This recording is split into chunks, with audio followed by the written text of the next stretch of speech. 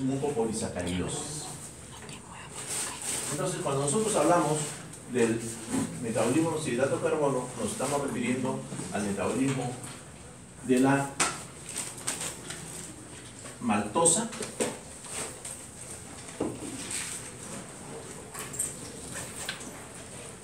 de la lactosa y de la sacarosa. Principalmente, ¿no? Hay otros disacáridos o polisacáridos o hidratos de carbono, como el glucógeno, pectinas, dextrinas, el alcohol mismo, pero que tienen una significación mucho menor desde el punto de vista de lo que es la alimentación. Entonces, básicamente nos referimos al trastorno del metabolismo o de la absorción de estos hidratos de carbono. La maltosa viene básicamente del almidón, ¿no? Del almidón. La lactosa viene de la leche y la sacarosa viene del azúcar de caña, ¿no? Del azúcar de caña. El proceso de digestión, hablando de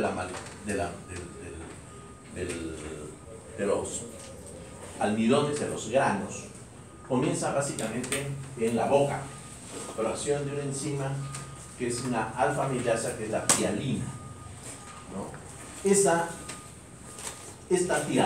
tialina, esta alfa-amilasa, convierte a los almidones en maltosa, en tal forma que en un 5% de los almidones son convertidos en maltosa ya en la boca, por acción misma de la tialina. Cuando discurre este bolo alimenticio y llega al estómago, ya el 40% del almidón ha sido convertido en maltosa. Luego viene la acción del ácido clorhídrico. La acción del ácido clorhídrico en realidad es vital, porque por un lado inhibe la acción de la alfa-amilasa, de esta tialina, eso es por un lado, y por otro lado también se le atribuye cierta acción en la conversión de los almidones en maltosa, ¿no? Cierta acción, pequeña, pero cierta acción, al mismo ácido clorhídrico, a pesar que el ácido clorhídrico inhibe la acción de la tialina. De tal manera de que cuando el bolo alimenticio, cuando estos almidones llegan, o ya llega al estómago, en un 40% se han convertido en maltosa. Y luego viene la acción del ácido clorhídrico, como dije, pero viene la acción de dos componentes importantes, dos enzimas, que es la amilasa pancreática y la amilasa intestinal. Amilasa pancreática y amilasa intestinal. Esta amilasa pancreática convierte el 50% restante,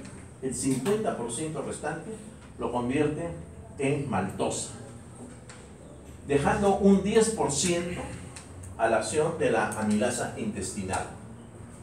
De tal manera de que un 40% de la conversión de los almidones en maltosa corresponde a la tialina, cuando llega al estómago. Un 50% corresponde a la amilasa pancreática y un 10% a la amilasa intestinal, dejándole un muy pequeño porcentaje a lo que podría ser el ácido clorhídrico. Entonces, en esta forma, los almidones se han convertido, llegan a la primera porción del intestino delgado como maltosa. Esta maltosa, en la primera porción del intestino delgado, va a ser sujeta de la acción de la maltasa. ¿Y qué cosa hace la maltasa sobre la maltosa? Desdobla a la maltosa en 2 moléculas de glucosa. 2 moléculas de glucosa. Entonces, esta maltosa nos va a dar 2 glucosas por acción de la maltasa. Y como monosacárido, esta glucosa va a ser absorbida mediante un sistema de transporte activo a nivel volumen intestinal. La lactosa, que es el azúcar de la leche, va a ser sometida a la acción de la lactasa. Y la acción de la lactasa sobre la lactosa nos va a dar una molécula de galactosa y una de glucosa.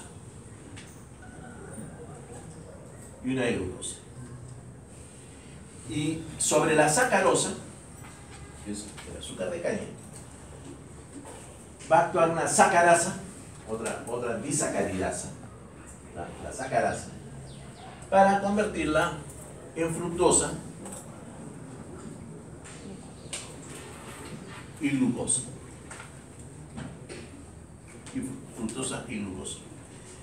De tal manera que corresponde a la forma de absorción de los carbohidratos en un 99% en forma de monosacáridos, quedando apenas 1% en forma de disacáridos, muy pequeña cantidad. Entonces, la mayor parte se absorbe como monosacáridos.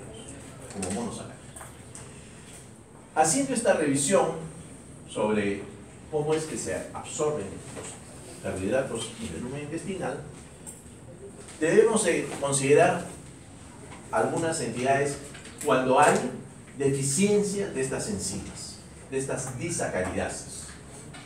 Puede ser de maltasa, puede ser de lactasa o de sacarasa. Pero me voy a referir exclusivamente a la deficiencia de la lactasa, por ser la más frecuente.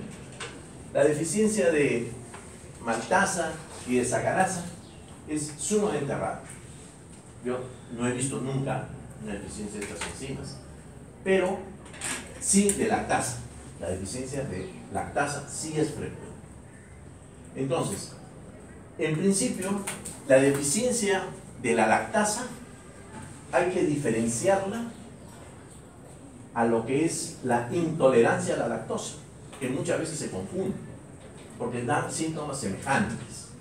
Uno dice, tiene intolerancia a la lactosa, porque tiene esa deficiencia de esa disacaridasa, y no es así. La intolerancia a la lactosa significa una reacción de tipo alérgico a una proteína de la leche, que es la beta-lactoglobulina. La beta-lactoglobulina. O sea, hay una alergia a este componente de la leche que actúa como alergeno, de tal manera que no se absorbe de manera adecuada la leche y puede dar síntomas semejantes a lo que significa la deficiencia de la lactasa.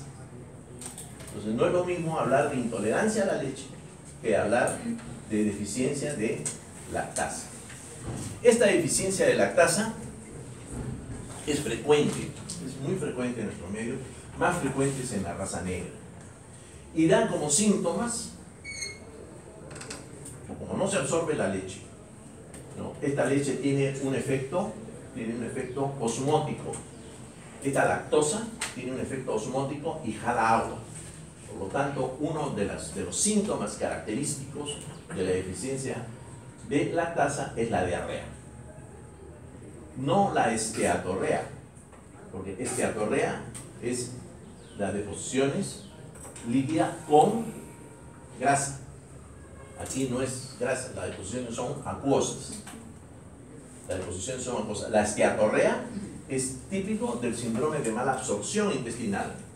En el síndrome de mala absorción intestinal se hay dificultad en la absorción de proteínas, de carbohidratos y de grasas. Y una de las características es la esteatorrea, o sea, la presencia de grasa en términos porcentuales aumentados en las deposiciones. Aquí lo que hay son diarreas acuosas porque la leche que no ha sido absorbida tiene efecto osmótico y jala agua y por eso produce una diarrea acuosa, ¿no? Como consecuencia de esta diarrea acuosa va a haber meteorismo, borborismo, flatulencia, dolor abdominal cada vez que se ingiera leche. Cada vez que se ingiera leche. Por eso, esos son los síntomas que caracterizan a esta deficiencia de lactasa. ¿Cómo podemos llegar al diagnóstico de esta deficiencia de lactasa? Clínicamente no es difícil, porque el paciente va a decir cada vez que tomo leche, se me afloja el estómago. Entonces, esa es una de las características por lo que el paciente va al médico, ¿no? Indudablemente que hay que tener en cuenta el momento en el que va al médico. ¿Y por qué hay que tener el momento en el que va al médico o que es llevado al médico? Porque hay una deficiencia de lactasa que es hereditaria y que se presenta desde que el niño nace. Y el pediatra o el neonatólogo va a poder observar que cuando se le da la leche, se le da el biberón, no necesariamente el pecho, pero sí la leche maternizada, ¿no? El niño hace diarreas. Entonces, esta es una característica de la modalidad hereditaria. Hay otra que es la primaria.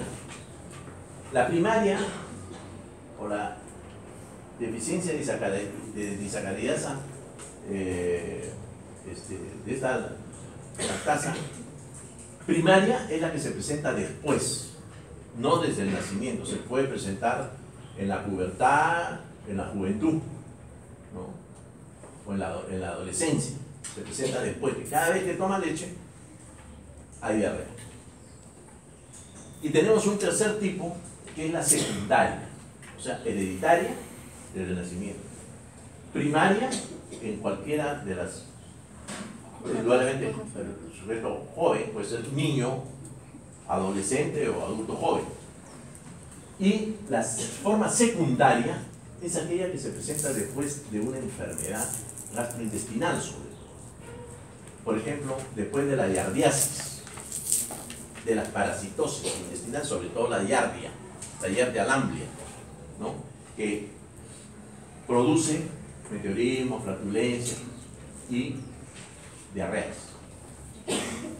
Las gastroenterocolitis tan frecuentes en nuestro medio por cualquiera, por una coli enterotoxigénica, por una salmonela, ¿no?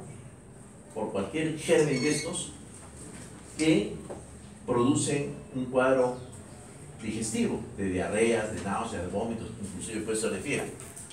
Entonces, cuando hay estas diarreas, las vellosidades intestinales se barren.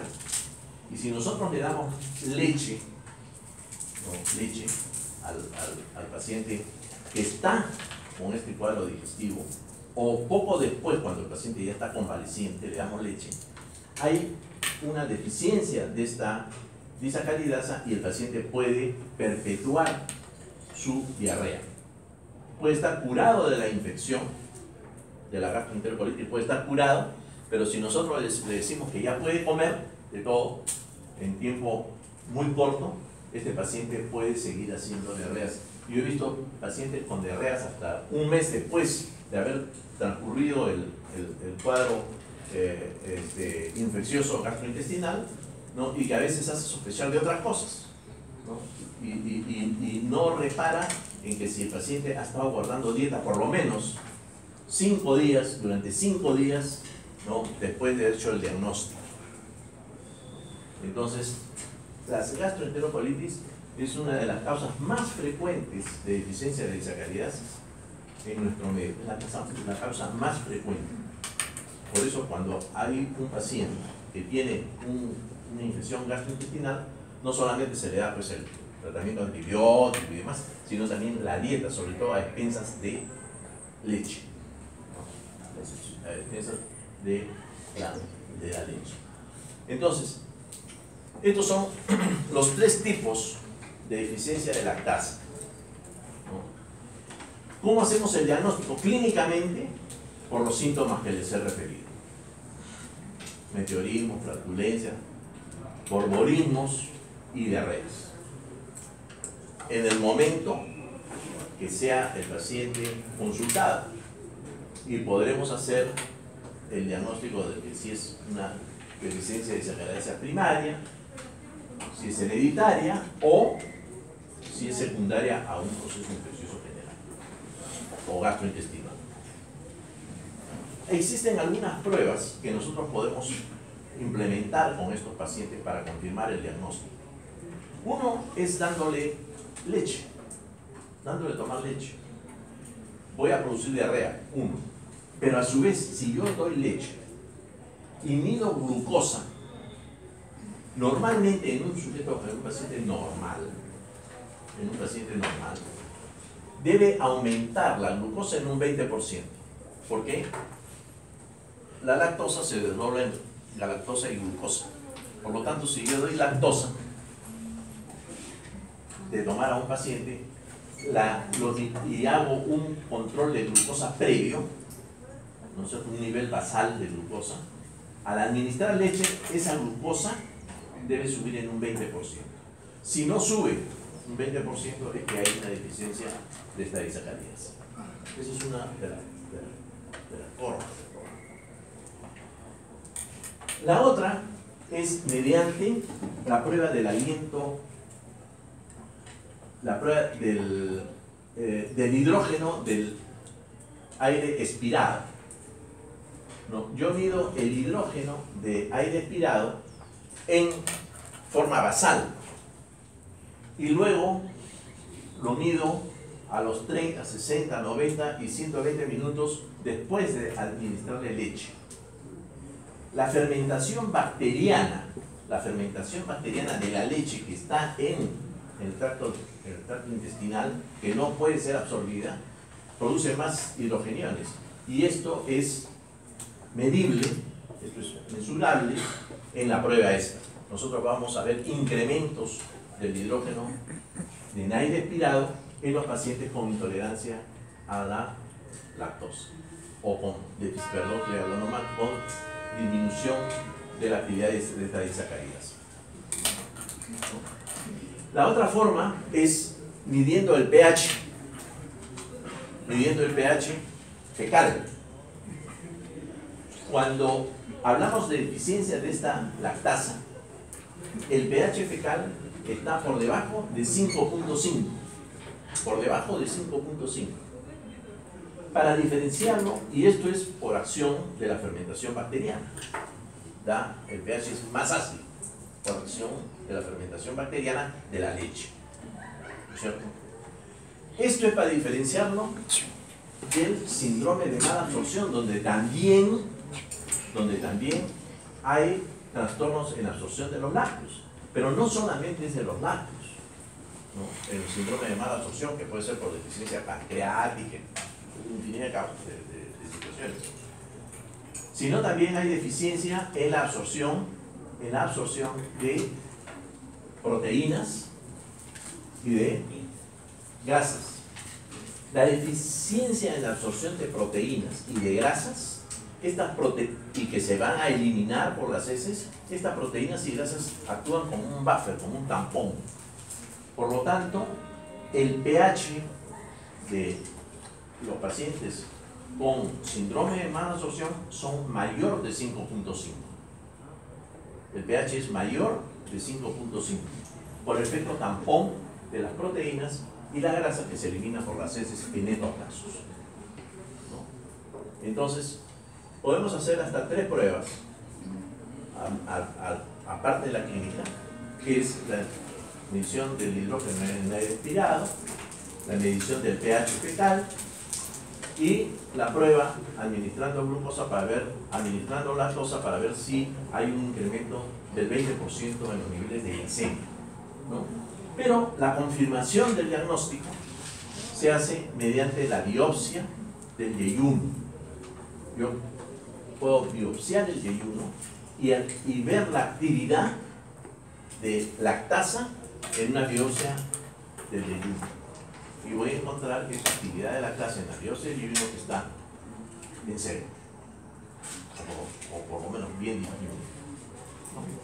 Entonces, esas son algunos conceptos importantes que tienen que tener en cuenta cuando hablamos de deficiencias de disacaridasas. En cuanto a la deficiencia de sacarasa y de maltasa, son muchísimo más raros y los conceptos son semejantes, los síntomas van a ser muy parecidos y de cualquier manera las confirmaciones diagnósticas van a ser de la misma manera, de la misma forma que para los efectos de la lactasa.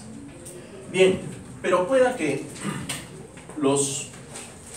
la absorción de estos disacáridos sea normal, se absorben normalmente y tenemos glucosa, tenemos galactosa y tenemos fructosa que ya pasaron a la sangre. Hay trastornos de la galactosa que no son precisamente respecto a su absorción, sino es a su metabolismo, a lo que pasa con la galactosa una vez que se ha absorbido.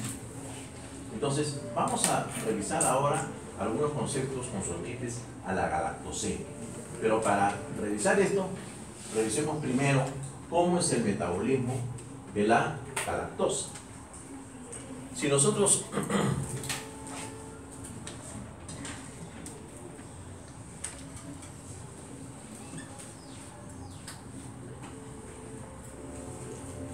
la galactosa, mediante la galactosinasa, se transforma en galactosa 1-fosfato.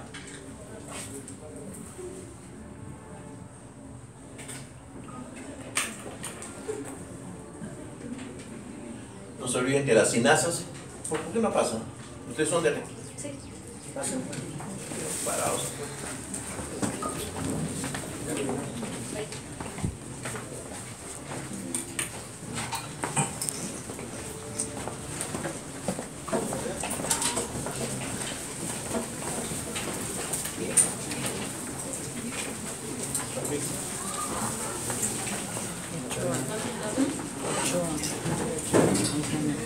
La galactosinasa, esta galactosa se convierte en galactosa 1-fosfato. Luego esta galactosa 1-fosfato, esta galactosa 1-fosfato va a interactuar con la galactosinasa.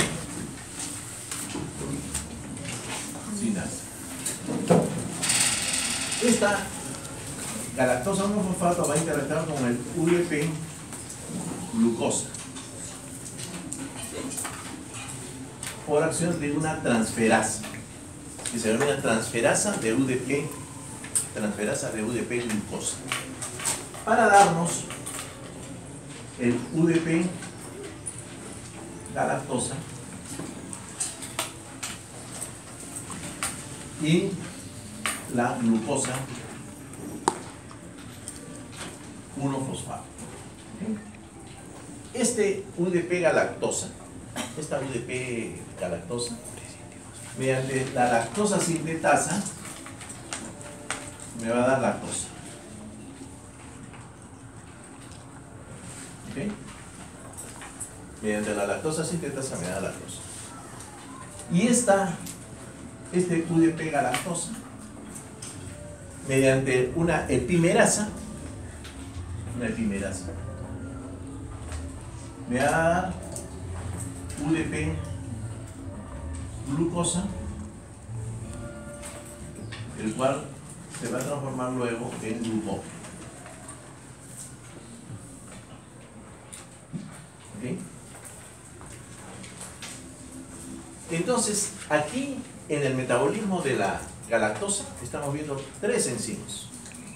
Una es la galactosinasa, otra es la transferasa de UDP glucosa y otro es trimerasa de UDP galactosa. Cuando hay deficiencia de una de estas enzimas, vamos a tener el cuadro de galactosemia o galactosuria. Cuando hay deficiencia de esta galactosinasa, obviamente no se va a pasar al nivel de galactosa 1-fosfato y se va a acumular la galactosa. Aquí vamos a ver el cuadro típico de galactosuria. Y la galactosuria, ¿no?, simplemente es la presencia de galactosa en la orina. La galactosa es un compuesto reductor. Y antes, porque ahora, antes medíamos, se hacía la determinación de glucosa en la orina mediante unos sistemas que medían solamente compuestos reductores. No distinguían si era glucosa o era lactosa o sacarosa. Entonces nos podían dar pruebas un tanto alteradas, ¿no? Entonces, esa es la característica de la galactosuria. Es totalmente asintomático, no tiene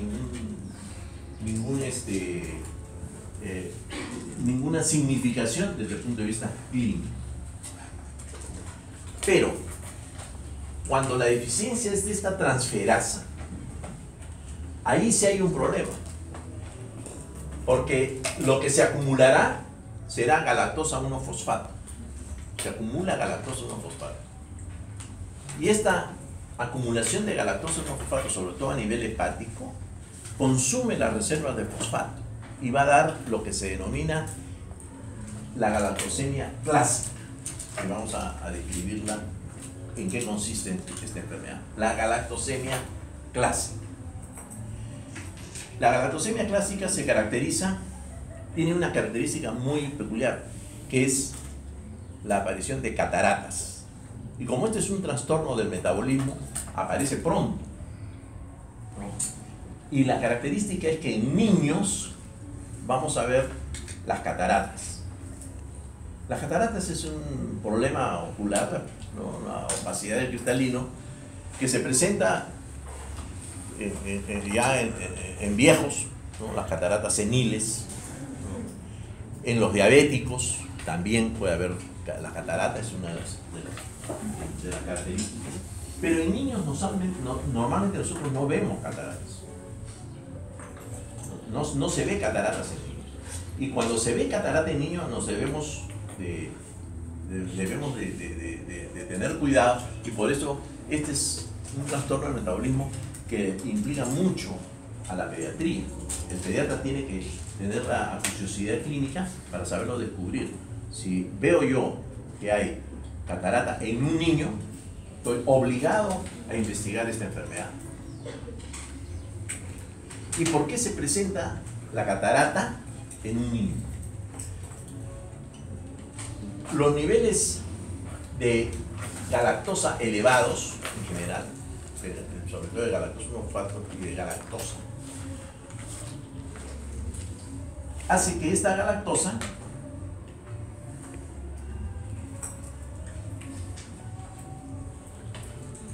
estimule una enzima que es la reductasa de aldosa o aldosa reductasa. Aldosa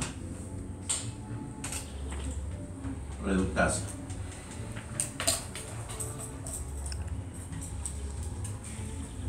Para formar el dulcatiol. El dulcatiol.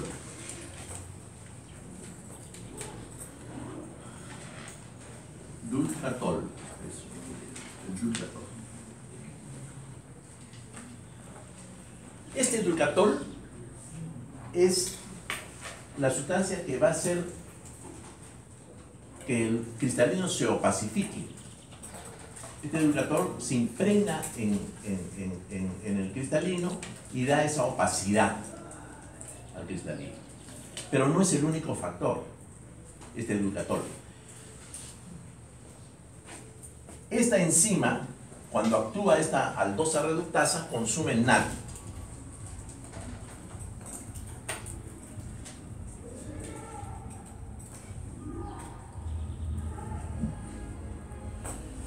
el consumo del NAD, que se consume el NAD, el consumo del NAD, la presencia de glutatio o presencia disminuida del glutatio, no, disminución del NAD, la disminución del glutatio y la disminución de los grupos triol reducidos con 3 factores: disminución del NAD, disminución del glutatio y disminución de los grupos triol reducidos, van a originar ¿qué? Que las proteínas precipiten, y precipitan precisamente en el cristalino por la presencia del receptor. Y esto es lo que opacifica el cristalino y da la catarata. ¿Ok? Esa es la etiopatogenia de la catarata en la galactosemia clásica. En la galactosemia clásica. Estos pacientes con galactosemia clásica tienen retraso mental, tienen proteinuria, aminoaciduria, insuficiencia renal, insuficiencia hepática, ascitis, cirrosis, ¿no? Y obviamente los lleva a una muerte temprana, básicamente por insuficiencia hepática. Básicamente por insuficiencia hepática. El diagnóstico nosotros lo podemos comprobar indudablemente midiendo los compuestos reductores que va a ser la galactosa en la orina. Nosotros pues, vamos a poder evidenciar la galactosuria. En estos pacientes también, en la galactosemia clásica, obviamente que hay galactosuria. Pero sobre todo vamos a medir la actividad de esta transferasa, en los glóbulos rojos. Midiendo la actividad de esta transferasa en los glóbulos rojos, nosotros podemos confirmar el diagnóstico. En cuanto al tratamiento, acá no hay pues pastillas, inyecciones. Básicamente el tratamiento está uno en el consejo genético y el otro está en la prohibición de tomar productos lácteos, porque cuanto más productos lácteos se tomen, la galactosemia va a progresar. ¿Ok? Esto es lo concerniente a la galactosemia clásica. Lo mismo sucede con el problema de la fructuosa. Y cuando hablamos de la fructosa ya hablamos de la fructosemia.